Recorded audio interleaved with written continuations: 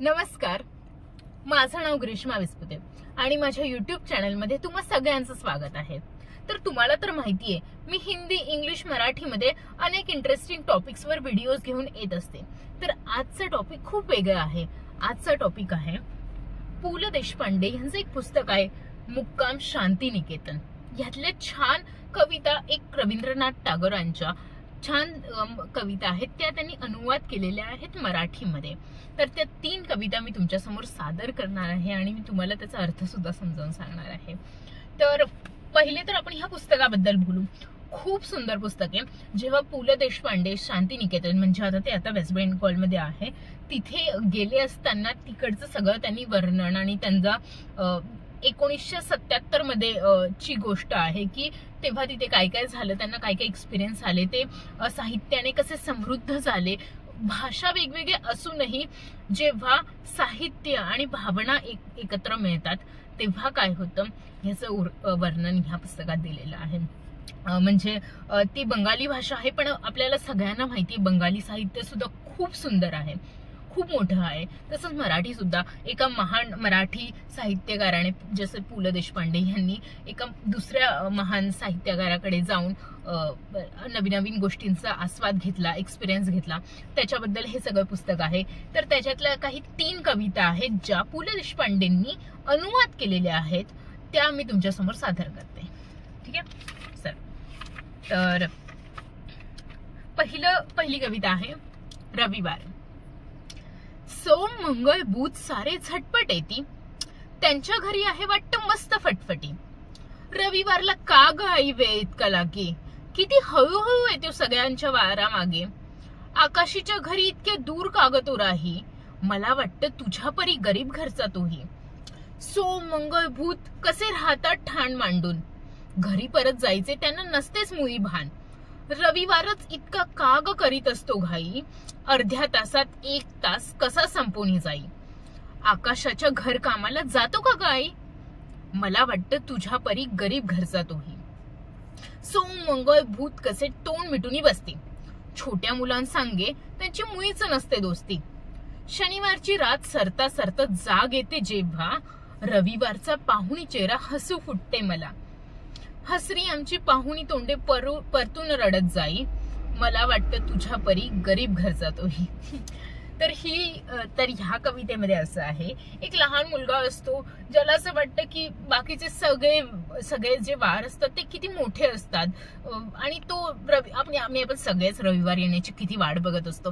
तर तसं तोही बघतोय, तो लहान आहे आणि त्याला कळत नाहीये की हे सोमवार, मंगळवार, बुधवार इतके कसे लांब जातात आणि रविवारचा दिवस आल्यावर तो पटकन संपून जातो। तसं तर आपल्यालाही वाटतं म्हणा, पण तो लहान आहे, त्याला अजून कळत नाहीये आणि तो त्या गोष्टीची खंत आणि त्या गोष्टीची कंप्लेंट त्याच्या आईकडे करतोय की का हे सगळेजण एवढा वेळ ठाण मांडून बसतात आणि रविवार इतका पटकन निघून जातो। मला तर असं वाटतं की ते सोमवार त्यांनी असं त्या लहान मुलाने असं वर्णन केलंय, सोमवार, मंगळवार, बुधवार ही जी मुलं आहेत त्यांना त्यांच्या घरी जाण्याचं काहीच भान नाहीये आणि रविवार पटकन पळतो घरी। तर अशी खूप सुंदर कविता आहे, लहान मुलांसाठीची आहे। आणि दुसरी कविता आहे शंका, ही पण लहान मुलांची आहे। तुम्हाला सगळ्यांना माहिती आहे लहान मुलं खूप प्रश्न विचारतात, म्हणजे अगदी भांडावून सोडतात, अगदी विचित्र विचित्र प्रश्न विचारून। त्याच्यावरची ही कविता आहे। कावळे दादा काळे काळा का, शेवंती ही पिवळी का, आवळा इतका छोटा का, ऊस इतका गोड का, चांदोबा दिवसा झोपतोच का, दादाला गोड गोड पेढाच का, मोर इतका निळा का, तुळस इतकी सावळी का, भोपळा इतका मोठा का, चवळी इतकी रोड का, आजोबा सारखे खोकतात का, मग माझा पापाच घेतात का। तर एक लहान मुलगा आहे ज्याला खूप प्रश्न पडत असतात त्यांच्या वाढत्या वयामध्ये, तर त्याच्याबद्दलची ही कविता आहे, खूप छान अर्थ आहे याचा। आणि अजून एक तिसरी कविता आहे आपल्याकडे, सुट्टीचे चित्र। आला रे शरद दवबिंदू सवे, हळूच हवेत शिरे, पहाटे पहाटे राणाना पाणाना हुडहुडी कशी भरे, आवळे बनाचा होतो थरकाप, मन लागे हुरुहुरु, सांगते कोणीचे झडतील पाणी, हिवाळा होताच सुरू, प्राजक्त कयांनी भरली डहाळी, भर येते तगरीला, मधुमालतीला भुंगा ये शोधत, दिवसातून 2 वेळा, सुटे सुटे ढग आकाशी हिंडती, पावसाळा आता सरे, मोकाट सुरती वारी या संगती, आता काही काम नुरे, सरोसरी जळ कळे खळ खळ, काठाशी डोलती फुले, भरल्या शेतात भाते पिवळी, हवे घेतात झोले, जिथे तिथे पहा सोनेच सोने, सुटीचेच चित्र रंगे, दसऱ्याची फुले वनात फुलली, दसऱ्याच्या रवी संगे.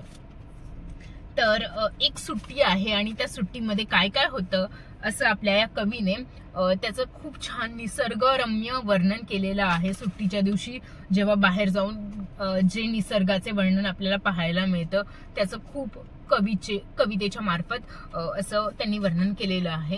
तर ह्या 3 कविता आहेत ज्या पु ल देशपांडेंनी रवींद्रनाथ टागोर यांच्या मराठीमध्ये अनुवाद केलेले आहेत. खूप छान छान अजून बऱ्याच कविता आहे.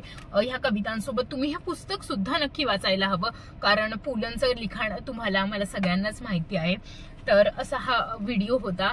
तर जर तुम्हाला हा व्हिडिओ आवडला असेल तर नक्की लाईक करा. कमेंट्स मध्ये सांगा की तुम्हाला अजून कुठल्या विषयावर नवीन व्हिडिओज हवे आहेत, नवीन कुठली पुस्तकं तुम्हाला आवडतात, कुठल्या लेखकाची आवडतात, नवीन कविता तुम्ही कुठल्या वाचता आहात. आणि सबस्क्राईब करा या चॅनेलला आणि मला इंस्टाग्रामवर नक्की फॉलो करा @grishma_विस्पुते. धन्यवाद.